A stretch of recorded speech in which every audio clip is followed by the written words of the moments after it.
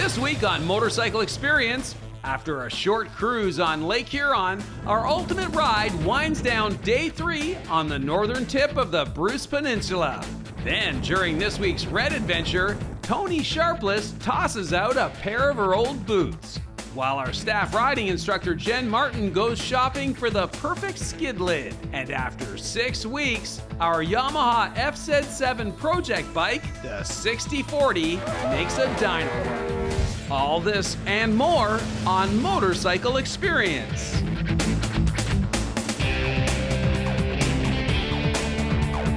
Hello and welcome to Motorcycle Experience, the voice of motorcyclists everywhere. I'm Dave Hatch, and this week we've got another jam-packed show for you. We've got the Red Adventure, the ultimate ride, and shifting gears. But before we get to that, let's sample this new piece of fresh fruit. It's an orange Honda CB500F. You know, back in the early 70s, Honda launched the CB500. It was a standard, air-cooled, inline 4-cylinder motorcycle designed to do everything a motorcycle should do: provide reliable, low-cost transportation to the masses. Then, in 1993, Honda launched the CB500 Twin. Again, a low-cost, reliable, easy-handling motorcycle. Good for commuting, weekending, even racing back in those days. Fast forward almost 25 years, and Honda has now launched 3 CB500 platforms using the same liquid-cooled, fuel-injected parallel twin-cylinder middleweight engine. The X is for adventure riding, R for more sporty jaunts and track riding, and the version you see here, the Street Standard, well, I guess it's for fun. And guess what? Just like its predecessor dating back to the 70s, this motorcycle has been designed to provide reliable, low-cost, easy-handling motorcycling. Good for commuting, weekending, even perhaps tackling a track day at your local racing circuit. Sound familiar? Talk about a long-standing recipe for sales success. But you don't have to take my word for it. Here now is lifetime street rider Dave Fox. Why, he liked the CB500F so much, he bought one after doing our road test. David, I always like starting these road tests with the first impression question because I know my first impression, orange. Sharp. It is. Man, do I like it. What did you think? Well, I don't think I even care if the bike starts or not. I think I would just buy it because of the color. Yeah. Because I have a tangerine colored car and I have a lot of orange clothing, and I had an orange motorcycle, orange Honda in high school. Right. And I was called Pumpkinhead because my helmet was spray painted orange to match the bike. So yes, I love the color. It's your color, is it? It's probably my favorite color. It's the color of creativity, and I gotta say that Honda have been very creative with this 500F because it just looks great, eh? It does, and of course, you know, Honda has three different versions of the 500. You know, the sport bike and the adventure tour, and then this one. Mm-hmm. And I guess I gravitate toward the looks of this one. Again, it's called a naked bike, and I just like the fact it's kind of tough looking, but it's not really large to handle. It's just so easy to handle, and but it still has that tough, naked look to it. Yeah. Well, we break it down as always. Let's talk about the motor. It's a 500cc twin-cylinder, parallel twin-cylinder engine. What did you think of the engine? Smooth, good torque. When you're even going along at pretty much any speed, there's no vibration in the mirrors or anything, so therefore it's comfortable to ride. Yeah. Easy start, even in 6th gear, you can pass a car. Yeah. So if you have to make a maneuver quickly, mm-hmm. even in high gear, it still is able to respond. How about the stopping power? I noticed you've got the ABS brakes. What did you think? Yeah, no, they work well. I didn't really do anything today on the test ride that would require them necessarily, but I've ridden other bikes that have had ABS, and I have deliberately tested them, and they certainly do what they're supposed to do. And associated with the brake, even for those with smaller hands, this year, for this 2016 and 17 year, they have the adjustable brake lever too. So again, it's all connected with the braking. Yeah. What about just the overall suspension? There's a lot of potholes this spring here in Prince Edward County. You know, overall suspension setup? Yeah, the suspension is good. I know some people have commented that the suspension is not quite as durable as you might like, but because I don't weigh as much as some people, if I weighed more, probably I would feel it maybe bottoming a little bit, but I certainly didn't riding around. And yes, there are lots of potholes to test it, so the suspension was fine. Yeah. Now we're very different in terms of height, and I was surprised. This bike fits me just fine, very comfortable. I like this wide saddle. What about for you? Same, again, yes, a different height, but I'm still sitting almost upright. Obviously I have to reach a little further forward than you might have to. Yeah. But my legs are in a comfortable position. They're not completely bent back. The wide handlebars, it helps with maneuverability. That part is good, so very comfortable. I've ridden it for an hour or more. I don't necessarily ride for more than an hour before I stop for a break anyway. Yeah. It was certainly comfortable for the hour. Yeah. How about the indicators, the mirrors? How did that all work for you? Mirrors are great. I can see past my shoulder, at least with one mirror not as much, but maybe just the way it's configured. Yeah. And lots of things to read on the dash. Sometimes the way the sun hits it, you have to really look carefully. Yeah. So you've got your gas gauge, your speed, you've got a clock, 3 or 4 things that are certainly helpful when you're out on the road. Was there anything that disappointed you? Not particularly, no. I must say, and I know some viewers always think, well, you always rate these bikes so well. But I guess maybe I'm not as particular as some might be, but it's comfortable, it's sharp, it's got lots of power for someone who wants to commute and someone wants to get on a 400 series highway for at least a short period of time. Yeah. You have to recognize there's no windshield. Right. But that's not going to fit in with this style. Yeah. If you want to have a windshield on a bike and tour for a lengthier period of time, you're looking at a different bike. Great for commuting though. Oh, wonderful for commuting. Yeah. So who are we going to recommend this motorcycle to? Pretty wide range in this case. I think maybe not a beginner, but a beginner might start off with a 125 or a 300 or something like that, but they could very quickly move into this one. And if they took a course, probably a beginner could manage safely on this bike.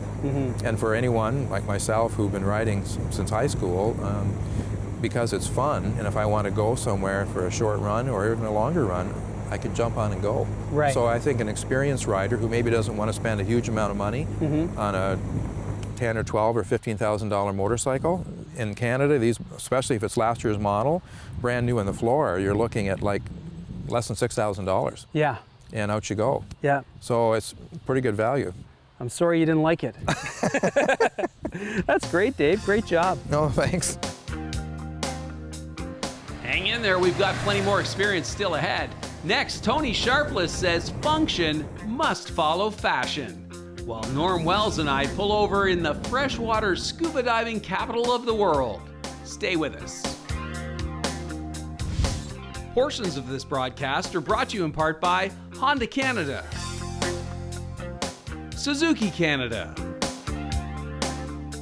and BMW Motorrad.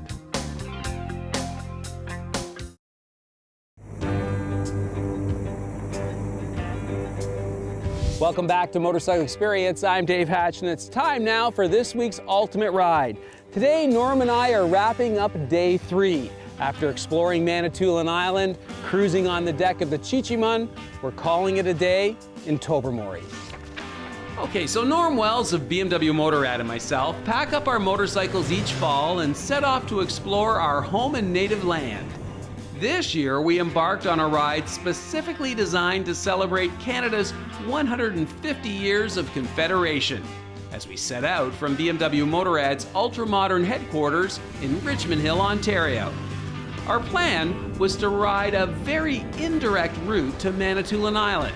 On day 1, we rode northeast towards the Ottawa Valley. Along the way, we sampled some great twisty roads before calling it a day in Pembroke, Ontario. On day 2, we then headed west along a portion of the Trans-Canada Highway, the longest uninterrupted highway in the world. We made several stops that day, notably a former Hudson's Bay trading post and the site of Canada's first nuclear reactor, the ZEEP, before stopping for the night in Sudbury. Now on day 3, after spending much of the day exploring the beautifully rustic Manitoulin Island, and taking a 2-hour ferry ride on Lake Huron, we're calling it a day 300 clicks northwest of Toronto, in Tobermory. So Norm, here we are, Tobermory, Ontario, and the sun is now setting on this, our third and final day, and this, our 17th ultimate ride. I don't know how we're going to recap this one. We've got the map out. We've done over 1,000 kilometers in 3 days, and we've jammed so much into this one. Yeah, absolutely. And day one was a great day. Left the office and then made our way up towards Bob Cajun and across 62 and into the nice twisty 500 series and up to Killaloe and then into Pembroke. It was just a really fun riding day with all the fall colors happening all day long. It was beautiful. Tight, twisty roads, and then day two we left Pembroke, headed west on the Trans-Canada 17, and we followed the Ottawa River and paid tribute to Samuel de Champlain, and saw a lot of great stuff on that day. Almost saw the nuclear reactor. Almost saw the nuclear reactor. Yeah, but again, that was like the most historical day, I think, of our trip, was because we saw so many things on that 17 that were so important, you know, hundreds of years ago in the development of this country. So it was a really cool historical trip. Yeah. And then again, celebrating the 150, we had to hit the Big Nickel, and we got up to Sudbury. And then today, a completely different day again. Different type of roads, different type of riding. Yeah, absolutely. And that Highway 6 was still probably the highlight of the riding. Sure, just out of Espanola. Yeah, you know, the 50 clicks there. But yeah, down from the 17 down 6. We toured through Manitoulin Island quite a bit today, and then again saw a lot of the local flair that Manitoulin had to offer, and made our way down to South Baymouth and had some fresh caught halibut or fresh caught whitefish and chips, and hung around and waited for the ferry. Yeah, and then we topped it all off with a beautiful cruise of a great lake, Lake Huron, and it was a great crossing. So all in all, man, it was just like so much Canadiana, and as I said to you the other day, I was just humming Gordon Lightfoot the whole time, and I was thinking of the group of 7. We had the fall leaves. Truly, if you're going to do this adventure, you really have to do it in the fall. Yeah, absolutely. And again, you know, we keep highlighting that when we do these trips in the fall, there's always kinds of advantages to it. Less traffic, less expensive hotels, you know, the nice days, 14 to 20 degrees. So here we are again, 20 degrees at the end of the day in sunshine. Yeah. It's just been beautiful. Yeah, I don't know what else to say other than it's been a great ultimate ride. It's been great to do 17 of these with you, and great to be doing them in Canada and helping Canada celebrate 150 great years. Absolutely. See it on a motorcycle. Next week, be sure to tune in as Norm and I recap our entire 17 ultimate rides at our Motorcycle Film Festival. But for now, let's pull over for a few minutes with enduro riding expert and former professional road racer, Toni Sharpless. Today we get to the soul of the foot protection equation. I don't know, Toni, when I started riding, do you remember those Fry boots with the buckle and the square toe and the square heel? Sure do. That was it. Yep. Like, you had to have your Fry boots if you were going to ride on the street. But now, holy smokes. Yeah, that or cowboy boots. Yes. I mean, those, you know, those did the job, but we can do it a lot better now and a lot more stylish. Right. So I find a lot of people are actually riding their motorcycle to work, and then they don't want to have to change once they get to work. So there's a lot of options that you can wear your motorcycle boots all day and be stylish and comfortable, and then safe on the motorcycle when you ride home. So what we have, I'm going to just start with one that might be for some sport touring or touring crowd. And this is a nice plain boot that's got a really nice style. And if I go like that, and then I could see what it's going to look like with my pants on. Right. And that's a boot that you could wear to work. Yeah, for sure. You know? Yeah. So it has a nice zipper, so it's easy to get in and out of. And it's got all the safety features. I always look for a really stiff sole. We were covering that before. I have a boot that, just so that you can see the difference, Dave, I brought a boot to show you what wouldn't be good on a motorcycle. Yeah. And it's basically one that you could fold up and, you know, put into your pocket, basically. Yeah. It has no rigidity. It has no protection. It's too floppy on the ankle. So this is... I was just going to say, let's toss that. Okay. So then how do the rest of the, I mean, these look like just regular old sneakers. Like, how is that going to fit the bill in terms of protection? So now do the torsion check, make sure it's nice and stiff. Sometimes I even take it over my knee to see how stiff it is, or try to bend it back the other way. Yeah. So you want to look for, you know, if you're looking at a level from 1 to 10, I want to look for at least a 6 to an 8 for riding on a motorcycle. Right. And then you could go into the adventure touring, where you've got the buckles to do up the boot. And again, it's got all of the safety features, and this will keep your, you could do this actually, Dave, with a tuck-in style if you want to tuck in your pants. Yep.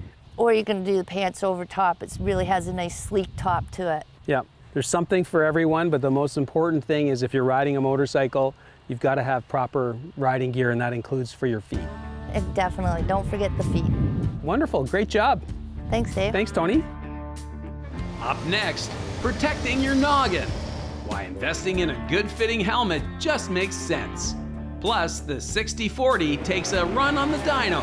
Stay with us.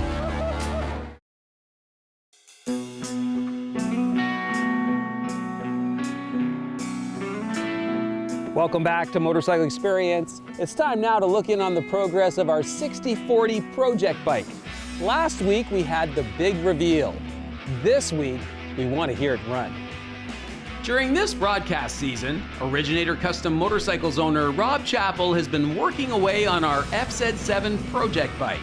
In 6 weeks, Rob tore down our brand new stocker Yamaha in an effort to turn the ultra-modern 700cc twin into a custom one-off street scrambler. Last week, Rob unveiled the Yamaha, now officially a showpiece, called the 6040 at Hindle Exhaust up in Port Perry, Ontario. The bike is eye-popping, to say the least, a showstopper. But since we were at Hindle anyway, we thought, hey, why not throw it up on their dyno just to hear the cool new pipe in action and get a baseline on the engine's output.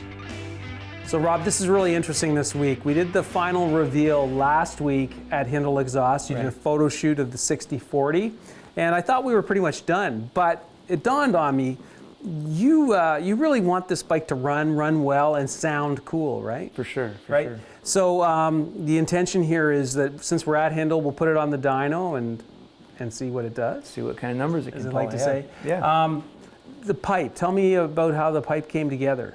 I mean, initially when I started this project, I wanted this high kind of pipe. And I talked with Scott at Hindle and said, this is kind of the idea I want. And he built this canister and said, you know, this is kind of the position. And we worked from the back to the front to kind of get the position and the setup we wanted. So yeah, it really came together well. Well, my experience in the past is a lot of these show bikes, they don't run, or if they do, they don't run well. They look great. Right. So I'm really excited to hear it. Obviously, you fired it up. Yeah, absolutely. Can we hear it? Can we hear it? Yeah, let's do it. All right.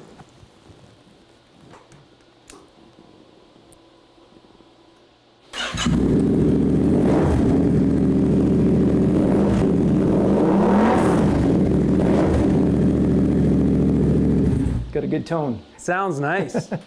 All right, well, let's get Scott in from Hindle and fire up the dyno. And Sounds good. see what she'll do. All right. Sounds good. Cool. All right.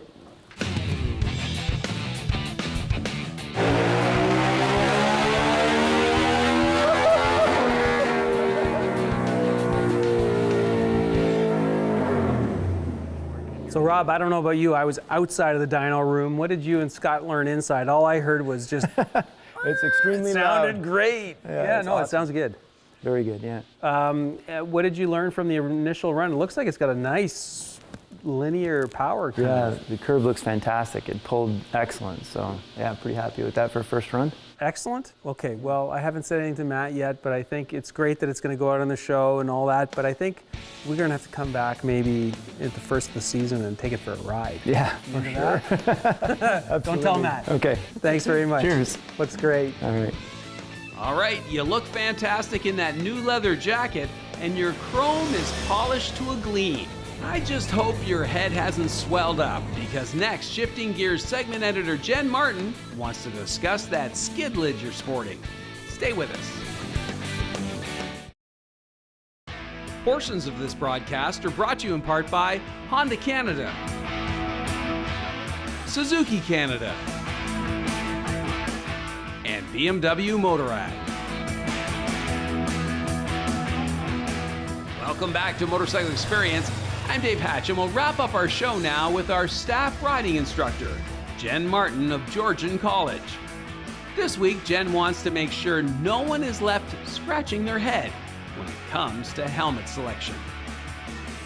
Jenn, the wonderful thing about being a host of a motorcycle show is you get to get a new helmet every year. And I love it because helmets just keep getting better and better and better. This is a new modular helmet, and I just love modular helmets. And I know you're a fan as well. Why is it important to have a good helmet?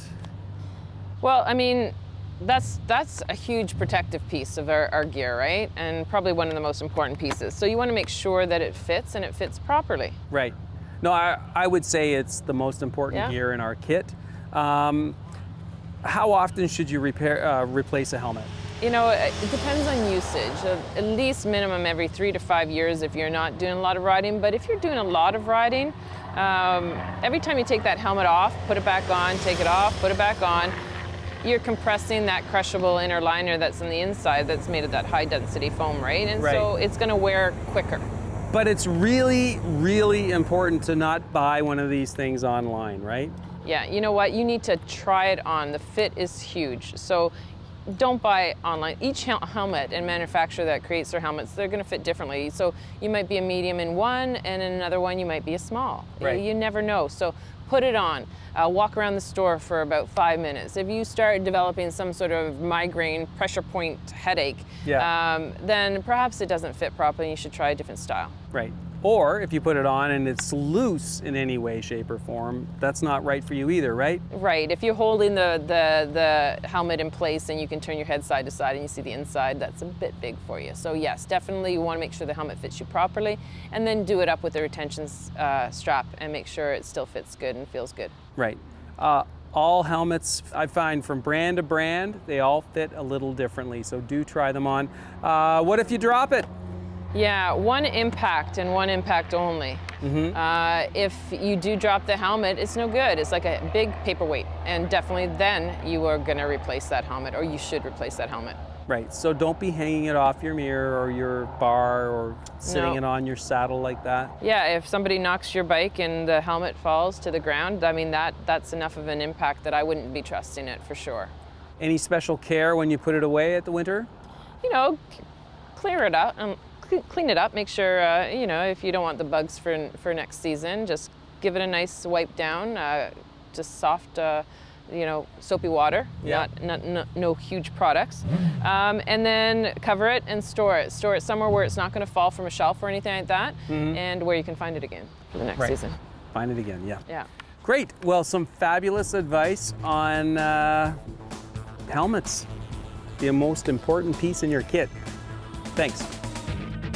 Well, that's it for this week's program, folks. We're all out of time, but before we leave, I want to remind you to subscribe to our Motorcycle Experience YouTube channel. Now, once we wrap up our broadcast season here on TSN, we'll still be bringing you brand new motorcycle road tests all summer long. So till next week, keep your feet on the pegs and your right hand crank. Bye for now.